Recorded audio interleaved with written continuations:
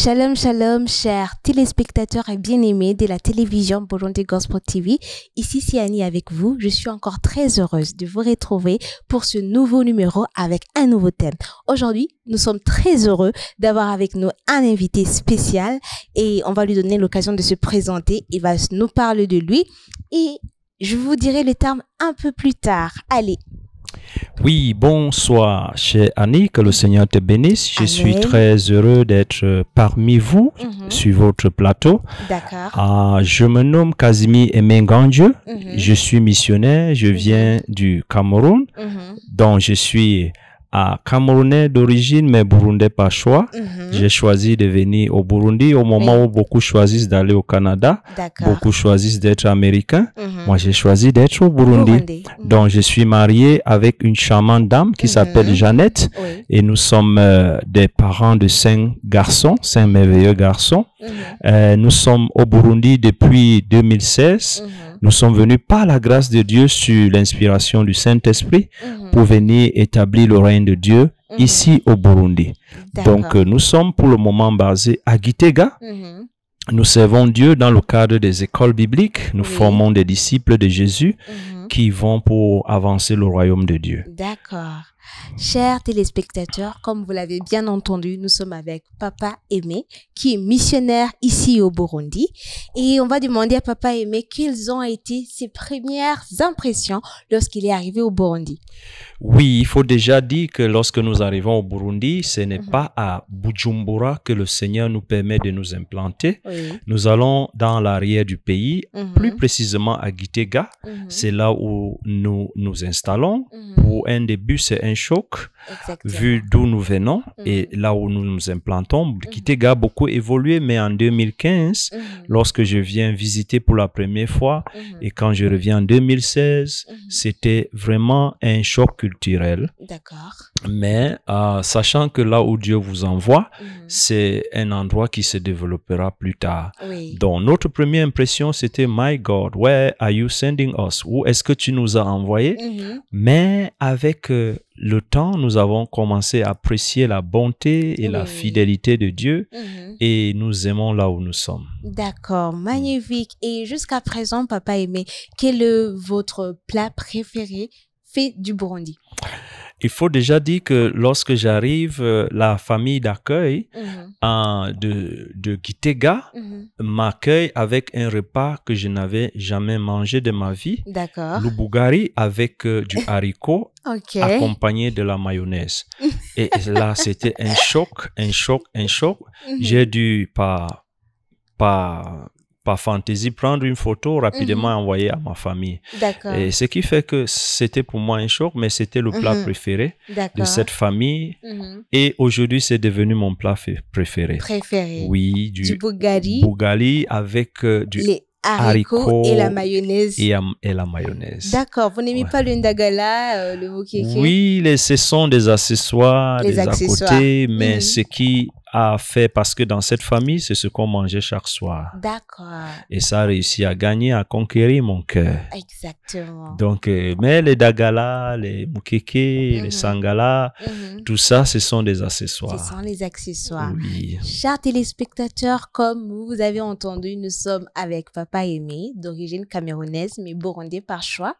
Et aujourd'hui, on aura l'occasion, ou soit le plaisir de parcourir un thème tellement important c'est Jésus la star. Alors, Papa Aimé, avant de parler de c'est Jésus la star, on veut d'abord comprendre qui est Jésus et c'est quoi être en Christ.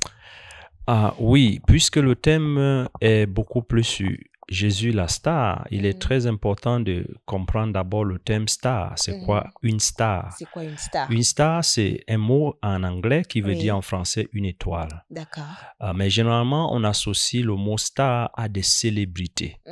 À des célébrités, des personnes de grande envergure qui ont une capacité d'influencer ou d'emporter des foules ou d'haranguer des foules, que ce soit dans des domaines divers comme le football, comme la musique, même dans la politique.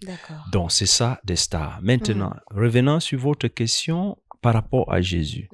Jésus est la plaque tournante de la marche avec Dieu, du royaume de Dieu, puisque c'est une des personnes qui a fait des déclarations fracassantes en disant sans moi, vous ne pouvez rien faire. D'accord. En disant, nul ne peut venir au Père que par moi. Nulle autre personne n'a dit ça. Et tous ceux qui ont prétendu dire une chose pareille ont été enlevés sur le champ. Donc, c'est pour ça que Jésus est comme le ticket qui nous mène dans le paradis, qui nous mène vers le Père. On ne peut pas faire sans Jésus. C'est pour ça même que tout tournera autour de cette Starmania. On ne peut pas faire sans lui parce que tout ce qui se passe avant lui ou derrière lui ou à côté de lui ne pourra pas aboutir. D'accord. D'accord. On attend souvent la Bible, plutôt les gens s'approprier du nom star. Est-ce que les gens peuvent dire, lorsque tu fais quelque chose pour la gloire de Dieu, est-ce que tu as besoin de dire que c'est toi la star? Oui, lorsque on dit star, nous revenons toujours sur le mot star. Ça veut dire que vous êtes célèbre.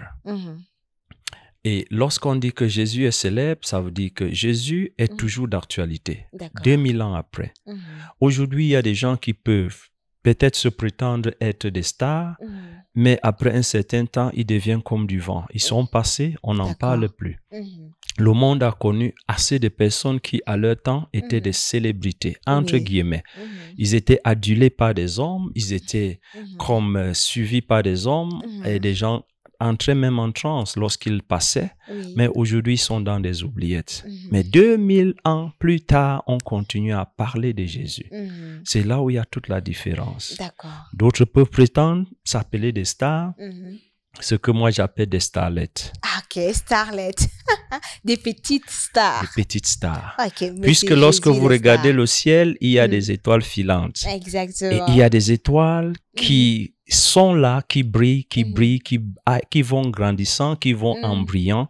Mais il y a des étoiles filantes qui passent et pouf, on ne les voit plus. Oui, exactement. Ce sont des starlettes. Ils sont tout autour des vraies stars. Oui. Papa Aimé, il y a des gens qui disent que la Bible nous parle bien de la renommée de certains grands prophètes, de certains grands rois, ou soit élus de Dieu. En parlant de ça, on aura l'occasion de lire Josué 6, 27. Ça, c'est la référence. 1 Roi 4, de 29 à 34. Deutéronome 34, 10 à 12. Vous pouvez lire chez vous. Mais pourquoi la Bible ne s'appuie pas tellement sur les œuvres de ces gens-là pour dire que ce sont eux des stars? Oui, effectivement, il y a des gens que Dieu a pu utiliser. Il y a des gens qui, pendant une certaine période, ont obtenu des bonnes grâces du Seigneur. Mais cependant, c'est tellement aberrant de prétendre parce que nous avons reçu une grâce de Dieu, comme nous dit la parole de Dieu.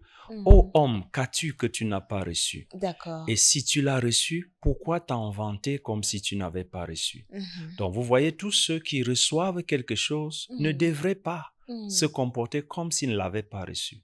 Parce que vous l'avez reçu. Et celui qui vous les a donnés peut vous les retirer à tout moment. Donc, c'est comme une aberration qu'après avoir reçu quelque chose, qu'on s'en vante et qu'on se comporte comme si on ne l'avait pas reçu. C'est pour ça que prendre ou prétendre être une star à cause de ce que quelqu'un nous a confié quelque chose, c'est totalement aberrant. S'il faut même voir, ma chère sœur, lorsque nous allons dans le livre d'Apocalypse, on nous parle des 24 vieillards qui chaque jour déposent leur couronne auprès du trône. Ils ont reçu des couronnes, mais ils ne prétendent pas les garder tant qu'ils sont devant la vraie star. Ils déposent toujours leur couronne. Pour dire, c'est pas nous les stars, c'est lui la star. D'accord. Et Papa Aimé, dans le siècle actuel, notamment dans les siècles passés, on a vu des gens qui avaient des dons, des gens qui se sont manifestés miraculeusement. Et parfois, ces gens-là sont considérés comme sorte de dieux, des petits dieux, des demi-dieux. Est-ce que c'est bon de donner une estime aux gens qui ont agi avec des dons, avec des talents palpables? Oui, quand nous parcourons la parole de Dieu, nous voyons toujours des personnes qui, à un moment donné, ont oublié qu'on leur a confié ce qu'ils ont. Ça nous rappelle le cas du roi Saül. Le roi Saül, au moment où il devait être choisi comme roi, il ne croyait pas en lui-même. D'accord. Il allait se cacher sous les bagages. C'est sous les bagages qu'on est venu le pécher pour dire tu es le roi choisi, tu es celui qu'on a choisi. Et à un moment donné, il pouvait penser qu'il peut faire sans consulter Dieu. Donc nous avons des gens qui, à un moment donné, appellent qu'on les adulte, appellent ou demandent ou quémandent ou obligent qu'on puisse les encenser, qu'on puisse les presque adorer. Il y a des gens qui demandent même qu'on les adore. Nous avons vu des images choquantes de personnes qui, pour marcher, doivent marcher sur des gens pour entrer dans des assemblées. Moi, je dis que c'est l'ignorance. Moi, je me dis que c'est comme Jésus a prié, ils ne savent pas ce qu'ils font. Ils ne savent pas ce Parce que lorsque vous avez vu la gloire de Dieu, vous ne pouvez pas prétendre que vous avez une quelconque gloire. La gloire doit revenir à Dieu. La gloire doit revenir à Dieu. Là même, en parlant de gloire, dans Jean 12, 26, il est écrit, « Si quelqu'un me sert, le Père l'honorera. » Si quelqu'un sert Jésus, c'est-à-dire que Dieu l'honorera. En tant que serviteur de Dieu, devrions-nous accepter ou refuser que les gens nous estiment, nous donnent une certaine estime? Oui, les gens peuvent nous estimer. Il n'y a pas de mal à recevoir de l'estime. Mais le problème, c'est qu'en faisons-nous de cette estime? Je vous ai parlé des 24 vieillards qui retirent leur couronne. On leur a mis des couronnes, mais ils choisissent volontairement de dire non pas à nous la gloire, non pas à nous la gloire, à toi la gloire. Les hommes peuvent nous aduler, nous honorer, mais ayons toujours le réflexe de nous rendre compte que la gloire n'est pas à nous. La gloire est toujours à Dieu. Et renvoyer cette gloire à Dieu. Parce que ça deviendra comme un cycle. Je reçois, je remets à Dieu. Je reçois, je remets à Dieu. Mais le problème devient quand je reçois et je veux l'accumuler. Ça a été l'une des conséquences de la déchéance de Satan. Lucifer, c'était un ange, un archange qui était au ciel. À un moment donné, il a voulu s'accaparer. Et sa déchéance, il a été précipité. Donc, lorsque les hommes viennent avec une quelconque gloire, un quelconque honneur, c'est à nous d'avoir le réflexe de dire oui, vous apportez, mais je renvoie à qui de droit. À qui de droit? À Dieu. En parlant de la gloire, pouvez-vous nous donner certains exemples des gens dans la Bible qui ont suivi cet exemple de lorsqu'ils recevaient la gloire, ils la rendaient à Dieu? Ok, on a beaucoup d'exemples. Oui. Je vais prendre déjà le cas minime des lépreux qui ont été guéris. D'accord. Il y a 10 lépreux que Jésus guérit. Il y a 10 lépreux, oui. Et la guérison, c'est comme un bienfait, c'est comme un miracle qu'on reçoit, c'est comme quelque chose d'inestimable. Parce que les lépreux étaient bannis de la société. Exactement. Et ce jour, ils sont guéris tous. Mais 9 décident de partir avec cette gloire. Décident de partir avec cette guérison. Un seul revient sur ses pas, se jeter aux pieds de Jésus. Et ce qui me plaît dans cette histoire, c'est que Jésus pose la question. N'avons-nous pas guéri 10 lépreux, oui. Où sont les 9? Les 9, voilà. Il n'y a que ce Samaritain pour revenir sur ses pas. Qu'est-ce que ça veut dire? Ça veut dire que Jésus lui-même attendait que tous les 10 reviennent, lui remettre la gloire, lui rendre grâce. Donc voilà un des exemples que nous voyons dans la parole de Dieu. Et un autre exemple, c'est David. C'est David, oui. David va combattre. Quand il va combattre, il remporte la victoire. Et quand il revient, les mêmes ennemis reviennent. Il ne part pas combattre. Il repart vers Dieu. Tu m'as délivré la dernière fois. Qu'est-ce que je fais maintenant? Exactement. Dieu lui dit, ok, contourne les pas derrière. Tu ne vas pas en face. Oui. Il y a des gens dans la Bible qui ont reçu une quelconque gloire, mais ne se sont pas accaparés de cette gloire. D'accord. Et n'ont pas dit que c'est ma force qui m'a donné cette gloire. C'est mes muscles, c'est ma puissance, c'est ma sagesse. Mais ils ont remis ça à Dieu. Ils ont remis ça à Dieu. Oui. Notamment en parlant de David, je me rappelle dans Samuel 17, il est écrit que David a dit à Goliath, je ne viens pas par toi, c'est par une lance ou soit le javelot, mais je viens par le nom du Dieu que tu as insulté. Exactement. Il a dit à Goliath, tu viens contre moi avec les lances et les javelots, mais moi je viens contre toi avec l'Éternel des armées. Je viens au nom de l'Éternel des armées que tu as insulté. Exactement. Donc, ça veut dire que David était tellement conscient qu'il ne peut pas être ce qu'il est de lui-même. Il est ce qu'il est parce qu'on ne tue pas des géants avec des cailloux. On ne tue pas des gens. Donc, David était tellement conscient que lorsque ce qui se passe dans sa vie se passe, il ne s'agit pas de lui. Il ne peut pas s'en accaparer. Il ne peut que remettre la gloire à Dieu. À l'Éternel, exactement. La Bible dit dans Philippiens 2:13, « Car c'est Dieu qui produit en vous avec efficace le vouloir et l'exécution, selon son bon plaisir. » Qu'est-ce qui arrive lorsque un homme essaye de s'accaparer de la gloire qui est destinée à Dieu? C'est-à-dire qu'il ne reconnaît plus que c'est à Dieu la gloire. Voilà. Oui, Dieu est jaloux de sa gloire. Dieu est jaloux de sa gloire. Dieu est tellement jaloux de sa gloire qu'il a tué un roi dans la Bible. D'accord. Vous le verrez dans le livre des Actes. Des Actes des Il Apôtres. s'est levé, il a commencé à haranguer la foule, il a commencé à parler. Il s'était vêtu des habits royaux et il parlait. Et puis le peuple a commencé à s'écrier, ça, ce n'est pas la voix d'un homme, c'est la voix d'un Dieu. Il n'a rien dit. Et la Bible nous dit qu'un verre, quand you imagine, juste un verre, Dieu a juste envoyé un verre qu'il a piqué et il s'est effondré et il a séché directement. Donc, voilà un des exemples qui nous montre quelqu'un qui, lorsque les gens l'adulent et il peut s'accaparer de ça, Dieu est jaloux de sa gloire. Dieu ne partage pas sa gloire. Dieu voudrait que lorsque sa gloire vient, que nous le lui renvoyons. D'accord. Oui. Donc, c'est très important. Et aussi, vous pourrez voir dans la parole de Dieu, on peut voir même dans le Nouveau Testament, des gens qui ont voulu s'autoproclamer ou bien se substituer à Dieu. Et ils ont échoué lamentablement. Exactement. Parce que Dieu est très conscient que l'homme n'est que chair. L'homme n'est que chair. L'homme n'est que chair. Et que tout ce que l'homme peut faire ne vient que par sa force.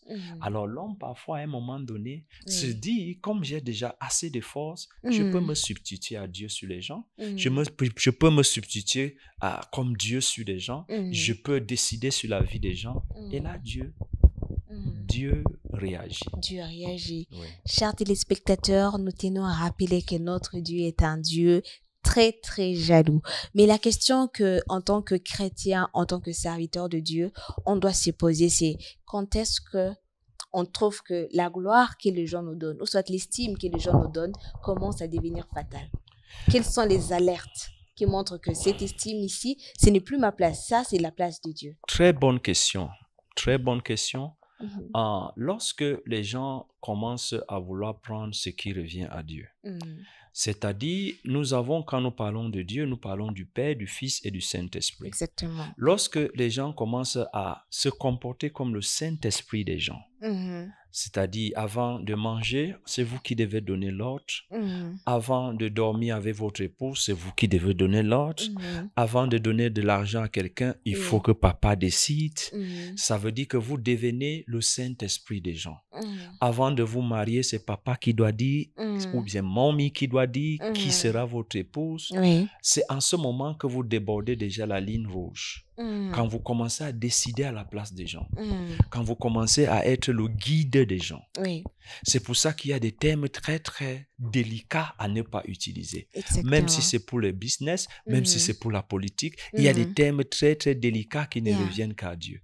Dès que vous les utilisez, immédiatement, il y a alerte rouge au ciel. D'accord. Vous devez débarrasser de la circulation parce que ces termes reviennent à Dieu seul. À Dieu seul. Oui. C'est-à-dire qu'en tant que serviteur de Dieu, on ne doit pas être l'agent principal qui décide de tout ce qui arrive dans la vie de nos enfants, soit de nos brebis. On ne devrait pas être la plaque tournante.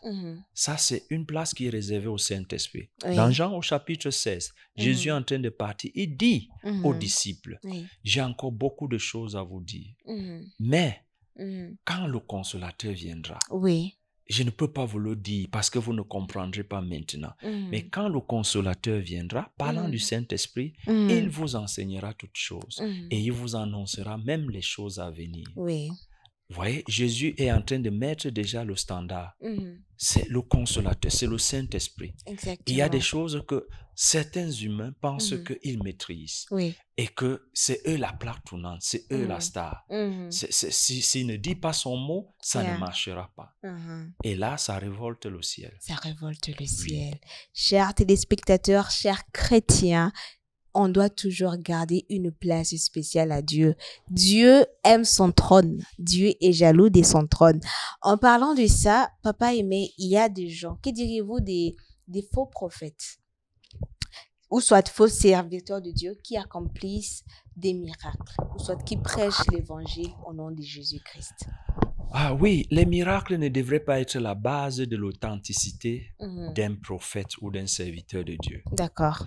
Parce que dans le livre de Matthieu, au chapitre 7, versets 21 à 22, il dit, ce n'est pas tous ceux qui me disent Seigneur, Seigneur, qui entreront dans mon royaume. Exactement. Et quand il continue, il dit, certains viendront dire, nous avons prophétisé en ton nom. Oui. Ils n'ont pas dit au nom de Satan. Non, non. Nous avons chassé les démons en ton nom. En ton nom. Et Jésus va dire, Ego, oui, c'est vrai. Oui. Vous avez fait quoi encore? Nous avons fait des malades, croisades. voilà. Nous avons guéri des malades. Nous avons harangué les foules. Nous avons amené les gens dans des stades. Nous avons fait des grandes croisades.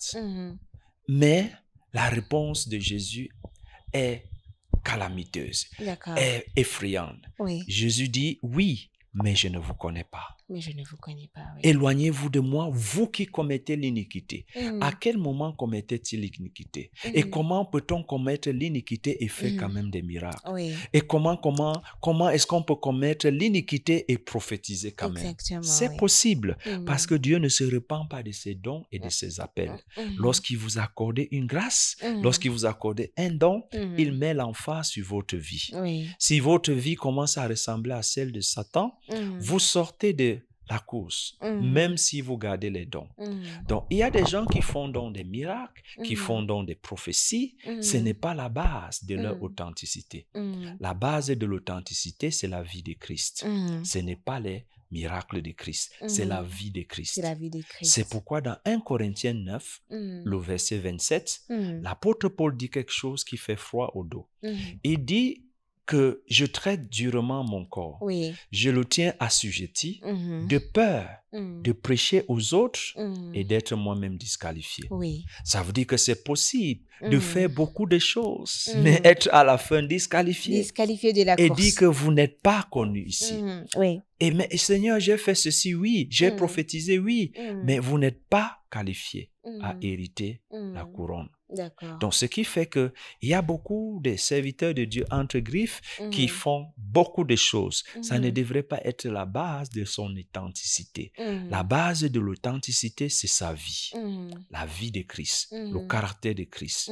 C'est ça qui nous permet de dire que cette personne est de Christ ou pas. D'accord, oui, oui. En parlant de ça même, il y a des adages qui circulent, des on-dit qui circulent, qui disent que lorsque une église est tellement remplie de gens, il y a plus de 1000 personnes, c'est là où il y a Christ. Et là où il y a 3 personnes, 2 personnes, là-bas, il n'y a pas Christ. Que diriez-vous sur ça? Oui, vous savez, Jésus, j'aime la parole parce qu'il y a la solution et la réponse à tout. Oui. Ce passage de Matthieu dit que l'âge est spacieuse est la voie qui mène à la perdition et plusieurs y vont. Donc, le nombre, les statistiques ne devraient pas être la base de ce que Dieu est quelque part. La base de ce que Dieu est quelque part devrait être la vie de Christ, le caractère de Christ dans la vie des gens. Et cette même passage dans Matthieu dit resserrée et étroite est la voie qui mène au salut et très peu de personnes y vont. Donc, des endroits où ça grouille de monde ne sont pas forcément un indicateur que Dieu y est. Ne sont pas un indicateur que la présence de Dieu y est. Et c'est possible que nous ayons des endroits où il y a beaucoup de gens et que Dieu y est. Mais c'est aussi très possible que la foule n'abrite pas Dieu. Parce que Dieu est là quand il voit la vie de Christ dans la vie de chacun. D'accord. C'est pourquoi on dit là où 2 ou 3 sont rassemblés, il est au milieu d'eux. Il est au milieu d'eux. Oui. Donc, beaucoup de gens peuvent se dire, nous sommes nombreux, nous sommes 100, nous sommes 1000, nous sommes... Dieu est avec nous. Pas forcément. Pas forcément. Dieu est là où il y a 2 personnes, Dieu aussi là où il y a 1000 personnes, mais c'est possible qu'il y ait 1000 personnes et que Dieu n'y soit pas. D'accord. C'est possible qu'il y ait 2 personnes et que Dieu n'y est pas. Parce que le critère principal, c'est la vie de Christ, le caractère de Christ dans la vie des gens. D'accord. Oui. Et que direz-vous de ces serviteurs de Dieu qui s'élèvent parce que dans leur église sont pleines. Parce que là, on parlait des chrétiens, mais maintenant, on va parler des serviteurs de Dieu. Là, il s'est dit que moi, j'ai une église de 4000 personnes, je dois décider. J'ai une église de 10 000 personnes. Je dois, même lorsqu'on m'invite quelque part, on doit me mettre à la première place. Oui, ça me fait sourire parce que, parlant de première place, dans le livre de Matthieu 23, lorsque Jésus était en train de décrire un peu le ministère des pharisiens, il y a un des versets qui dit, ils aiment les premières places. Ils aiment être appelés rabbi. Il y a des gens qui... Daddy. Oui, daddy, rabbi, mon prophète. Il y a des gens carrément qui les réclament. Qui les réclament. Donc, ça fait que je continue à dire que ce n'est pas une base de critères. Le fait que nous sommes 1000 n'est pas le critère qui ferait que Dieu soit avec toi. D'accord. Puisque lorsque vous lisez dans Actes au chapitre 9, on nous parle d'un certain homme qui il y avait un conseil, on avait arrêté des apôtres, on l'appelle Gamaliel. Et il a donné un conseil au conseil de Sanhédrin. Il a dit, frère, faites attention de la manière que vous voulez traiter ces gens. Il les a rappelés 2 événements qui avaient un certain Tédas. Il s'était levé, disant qu'il était un homme important. Il a dû drainer avec lui, on a donné là-bas le montant, le chiffre, 400 personnes qui le suivaient. Il était comme le leader, comme le chef de troupe. Et puis, lorsque vous faites le calcul rapide, 400 personnes, si chacun donne la dîme de 10 000, ça fait beaucoup d'argent. Ça fait beaucoup d'argent. Oui, il peut si vous avez des calculatrices, vous pouvez le faire. Vous pouvez les calculer. Si chacun, le minimum, c'est 10 000 ou bien c'est 5 000 pour 400 personnes. Mais ce Gamaliel a dit au conseil de Sanhédrin, lorsque cet homme a été tué, tout le monde s'est dispersé. Il les a dit ceci pour conclure. Si cette œuvre est de Dieu, vous ne pourrez pas détruire cette œuvre. Faites attention d'être en train de combattre contre Dieu. Qu'est-ce que ça veut dire? Cet homme qui avait 400 personnes à sa solde, dès qu'il est parti, tout s'est disloqué. Mais quand ça vient de Dieu, ça tiendra, même si vous n'êtes pas là. La preuve, la star n'est pas là depuis 2000 ans. Son œuvre va grandissant. Ça va grandissant, ça va grandissant. Il y a des stars qui se sont levées, on les a appelés des stars, ils ne sont plus et leurs œuvres se sont disloquées en 14. Ça a volé en éclats. Parce que la vraie star et la star qui restera, c'est toujours Jésus. C'est toujours Jésus. On rappelle à nos chers téléspectateurs que notre thème d'aujourd'hui, c'est Jésus, la star. Et papa aimé, ces derniers temps, on remarque qu'il y a beaucoup de prophéties de prospérité dans nos églises. Oui. Dans une église où on prêche que la parole de Dieu, où on prêche que recevez Christ, les gens ne sont plus vraiment très là. Ils se disent que là-bas, il n'y a pas Christ. Mais quand on leur dit recevez des voitures, recevez des visas vers Canada, des visas vers l'Europe, là, ils y sont. Ils sont vraiment accros. Ils se disent là, il y a la bénédiction. Ok. Oui, vraiment très belle question, ma sœur Annie. Il faudra qu'on redéfinisse c'est quoi la bénédiction. La bénédiction, le mot bénédiction vient d'un mot grec qui veut dire benedictum, c'est-à-dire bien dire. D'accord. Et les chrétiens aujourd'hui ont substitué la bénédiction au matériel, à ce qu'on peut recevoir, à ce qu'on peut avoir. Et moi, j'ai l'habitude de dire aux gens que des Arabes, là-bas au Qatar, ont des voitures, ont des hôtels 6 étoiles. 6 étoiles. Et c'est très beau. Oui, c'est très beau. Ils n'ont pas Jésus. Alors, si nous décrivons la bénédiction comme un voyage, comme avoir un véhicule, avoir une maison, avoir des maisons, on a échoué. On a échoué. La vraie bénédiction, c'est avoir Christ. C'est pourquoi il est écrit Christ en nous, l'espérance de la gloire. De la gloire. Christ en nous, l'espérance de la gloire. Christ en nous, c'est l'espérance. On n'a pas dit une voiture, on n'a pas dit un compte en banque, on a dit Christ en nous. Pas même de villa. Il y a beaucoup de gens qui ont toutes ces choses, mais qui sont autant malheureux. Oui. Je n'ai pas encore vu des gens qui, ayant beaucoup de choses, sont malheureux. Parce que le bonheur, le vrai bonheur vient de l'intérieur. Ça ne viendrait jamais de ce qui vient de l'extérieur. Alors, pour revenir à votre question, nous avons donc des personnes qui, à l'église, cherchent plus la bénédiction que le bénisseur. Lorsque vous avez le bénisseur, vous avez toute la bénédiction. Oui. Mais lorsque vous n'avez que la bénédiction, elle est éphémère. Elle est éphémère. Parce que toute bénédiction que vous aurez, ça va se démoder. Oui. Pour preuve, les marques de téléphone aujourd'hui, il y a 20 ans, il y a 10 ans, il y a 15 ans, on ne les utilisait pas. Oui, il y avait des Nokia, on avait des Nokia, des Motorola, on avait des boîtes de sardines qu'on brandissait avec fierté. Oui. Aujourd'hui, ça avait beaucoup des de radios honte. aussi. Hein? Oui, ça avait beaucoup de honte qu'on peut vous voir avec une pareille chose. Parce que c'est démodé. C'est démodé. C'est exactement la même chose lorsque nous avons la mentalité des bénédictions matérielles. Le matériel ne sont que des mesures d'accompagnement. Ce ne sont que des mesures d'accompagnement. Exactement. Lorsque vous avez Christ qui est la source de toute bénédiction, toute autre chose vient et ça passe. Christ reste le même, ça vient et ça passe. Christ reste le même.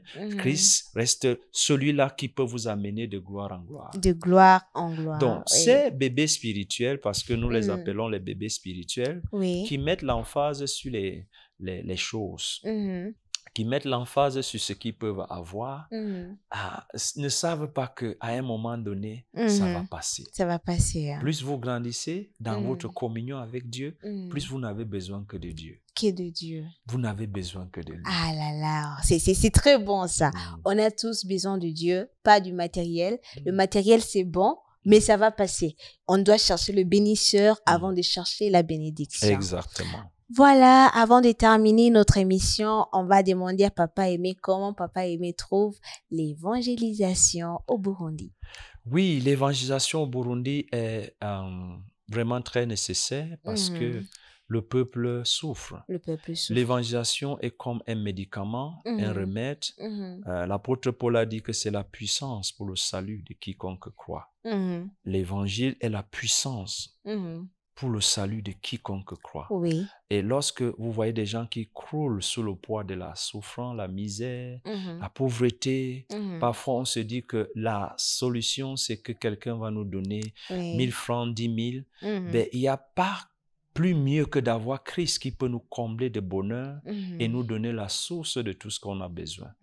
Lorsqu'on vous donne un verre d'eau, c'est différent lorsque vous êtes connecté à la source. Quand vous êtes connecté à la source de l'eau, le verre d'eau ne pourra que vous étancher la soif pour 2 heures. Mais si vous êtes à la source, qui est Christ, il a dit à cette femme au bord du puits, vous aurez de l'eau jusqu'à la vie éternelle. Cette eau va vous étancher jusqu'à la vie éternelle. Et nous trouvons que le Burundi est une terre fertile pour l'évangélisation. Gagner les âmes, former des disciples et relâcher des missionnaires dans le champ de mission. Exactement. Avant de finir cette émission, on ne va pas quitter ici sans apprendre un mot camerounais. Un mot camerounais. Un mot camerounais. On va d'abord apprendre quelque chose. Peut-être le bonjour, ça va? Ok. Déjà, il faut que je précise qu'au Cameroun, il y a plus de 300 ethnies. Oui. Donc, ça fait que c'est pas comme au Burundi où nous n'avons que de Kirundi, un peu de Swahili. Mais au Cameroun, on a beaucoup d'ethnies. Oui. Alors, au Cameroun, si je peux donner un mot, je vais donner un mot à ma langue. D'accord. Parce que je suis issu de l'Ouest. De l'Ouest. Ce qu'on appelle les Banganté. Et là-bas, pour dire bonjour, on dit Tchondjug. Tchondjug. S'il y a des Camerounais qui nous suivent, vous allez dire comment vous trouvez ma prononciation. Tchondjug. Tchofie. Et le au revoir, on dit comment? Au revoir en Banganté. Oui. Manena. Maninena.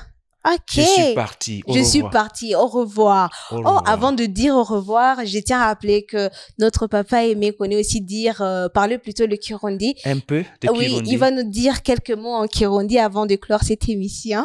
Oui, en Kirundi, c'est juste pour dire Morakoze Chane, Imana Ibahezagie, que le Dieu vous bénisse, Yesashimwe Ayimbaze Chane. Amen, amen, amen. Chers téléspectateurs, chers Burundais, Burundaises, merci de nous avoir suivis. Soyez bénis. On tient à rappeler que notre thème d'aujourd'hui était c'est Jésus la star et que Jésus reste la star chez vous, chez nous. Restez bénis. C'était toujours avec Annie. N'oubliez pas de vous abonner, d'aimer, de liker, de partager afin que notre langue camerounaise et burundaise aussi soit répandue partout et aussi l'évangile. On dit encore au revoir une fois. Je vous remercie, ma très chère sœur Annie, que Dieu vous bénisse et qu'il vous fortifie dans le travail merveilleux que vous faites pour la gloire de Dieu. Caribou la prochaine fois. Merci beaucoup à Papa Aimé qui a été avec nous. Alors, on reprend le mot camerounais, hein? De revoir ensemble. Mani nena. Mani nena, mani nena. Butula. Butula. Amen. Soyez bénis.